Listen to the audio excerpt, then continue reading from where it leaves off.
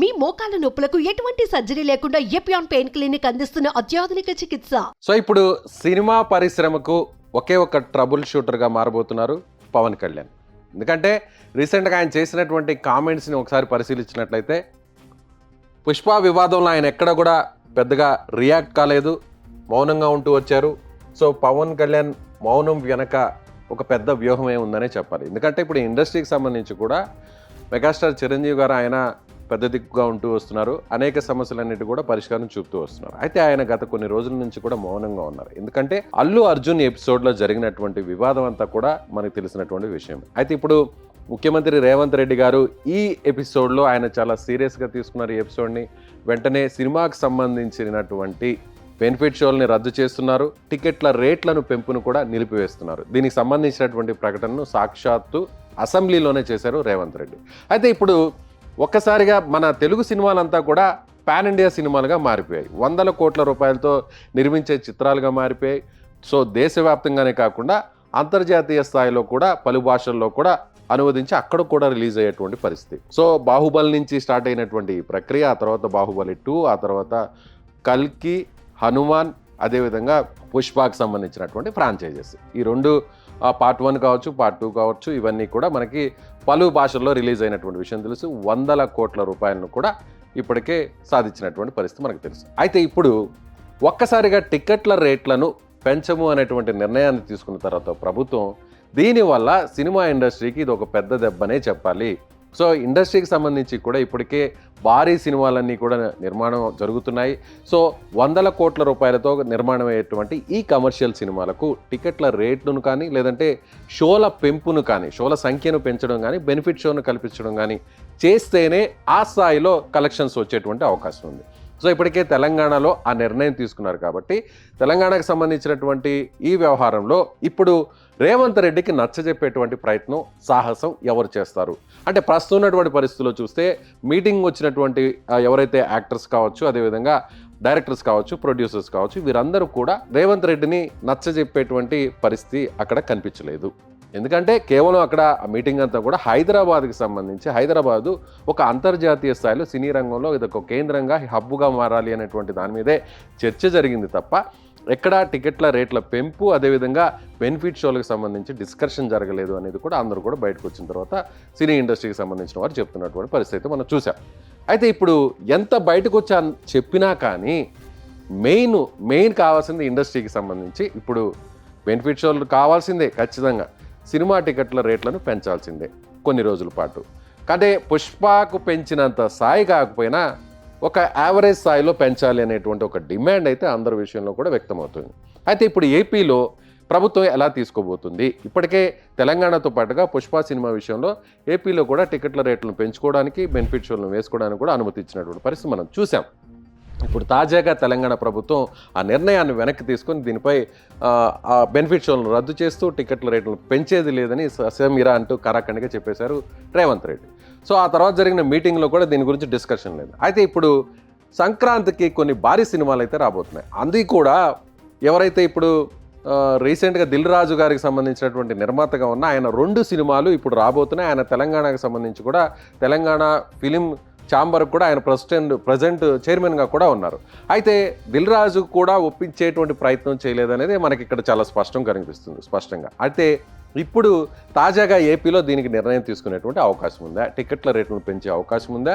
Benefit షోలు వేసుకునేటువంటి అవకాశం ఉంది. 3 సినిమాలు రాబోతున్నాయి, 3 కూడా భారీ సినిమాలు. అందులో ఒకటి game changer pan India cinema, అదేవిధంగా బాలకృష్ణ హీరోగా నటించినటువంటి డాకు మహారాజ్, అదేవిధంగా 3వ సినిమాగా ఇదే దిల్ రాజు నిర్మించినటువంటి సంక్రాంతికి వస్తున్న వెంకటేష్ హీరోగా ఉన్నటువంటి సినిమా. ఈ 3 సినిమాలు వస్తున్నాయి. అయితే వీటికి సంబంధించి ఏపీ ప్రభుత్వం తీసుకునేటువంటి నిర్ణయం ఎలా ఉండబోతుందో కూడా చూడాలి.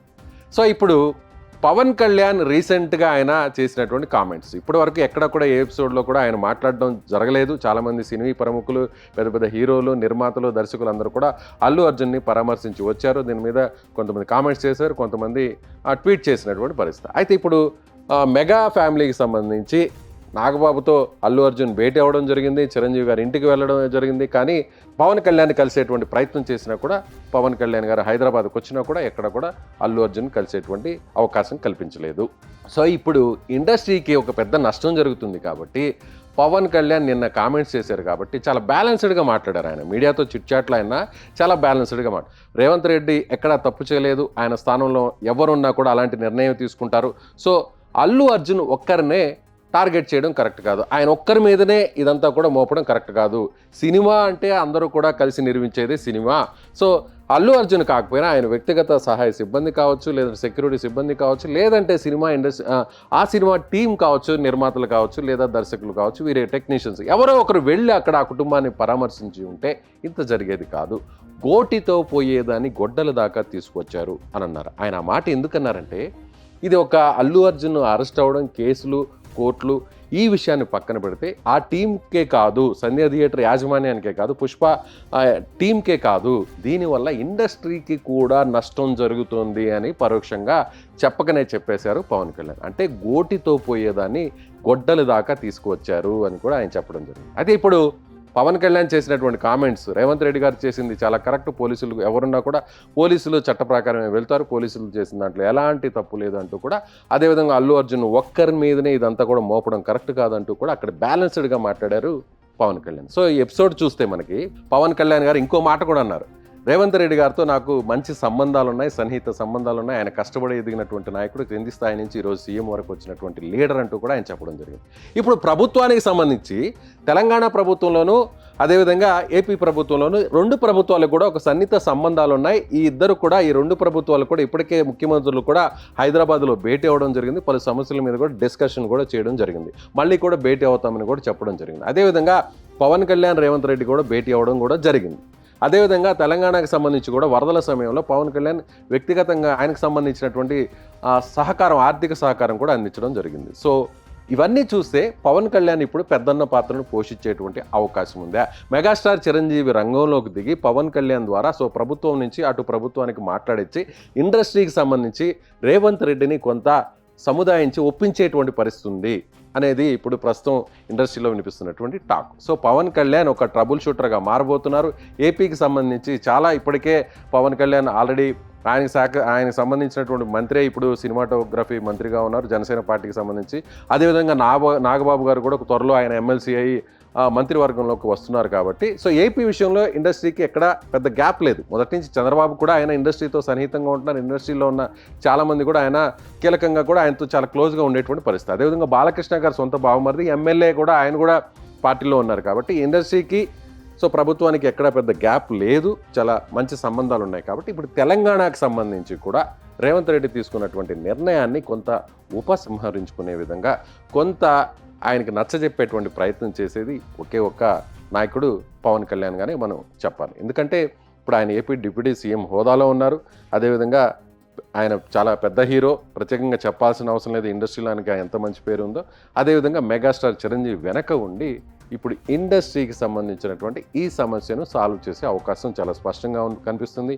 ఇప్పుడు సంక్రాంతికి కాకపోయినా కాస్త వేడి చల్లారిన తర్వాత వచ్చే సమ్మర్ అంటే వచ్చే వేసవి కాలంలో భారీ సినిమాలు కూడా వస్తాయి కాబట్టి ఆనాటికి ఈ సమస్యను ఒక పరిష్కారం దిశగా తీసుకొచ్చేటువంటి అవకాశం చాలా స్పష్టంగా కనిపిస్తోంది. సో ఇక పవన్ కళ్యాణ్ ఇప్పుడు సినీ ఇండస్ట్రీకి ఒక ట్రబుల్ షూటర్, ఒక మాటలో చెప్పాలంటే పెద్ద దిక్కుగా పెద్దన్నగా మారబోతున్నారు అనేది మనం ఆయన నిన్న చేసినటువంటి కామెంట్స్ని బట్టి అర్థం చేసుకోవచ్చు. మీరేమనుకుంటున్నారో కామెంట్ చేయండి.